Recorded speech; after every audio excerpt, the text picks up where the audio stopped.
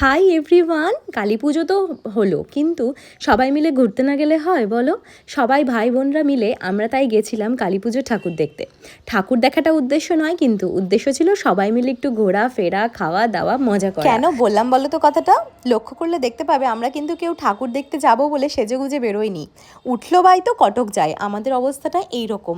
মানে হঠাৎ বসে থাকতে থাকতে মনে হলো চল গিয়ে একটু ঘুরে আসি, তো যেমনটাই ছিলাম তেমনটাই বেরিয়ে পড়লাম ঘুরতে যাওয়ার জন্য। বিশাল সুন্দর মেলা হয়, আর আমার মনে হয় যে কালী পুজোটা এই দক্ষিণ দিনাজপুর রে একটু বেশি সুন্দর করে হয়। তো যাই হোক, মেলায় গেছিলাম, বিশেষ করে মেয়েকে নিয়েও মেলায় যাওয়ার ছিল। তো মেলায় গেলাম, মেয়ে তো প্রথমেই ওর খেলনা ধুলনা এগুলো নিয়ে ব্যস্ত হয়ে গেল। তারপরে চলে গেলাম ঠাকুর দেখতে। ঠাকুরগুলো কিন্তু খুবই সুন্দর করে। আর তারপর ওই যে বললাম খাওয়া দাওয়াটা, তো ঠাকুর দেখতে গিয়ে খাওয়া দাওয়া করবো না তা কি হতে পারে? তারপরে এই খাওয়া দাওয়াটা সেরে নিলাম, সবাই মিলে পাপড়ি চাট খেয়েছিলাম।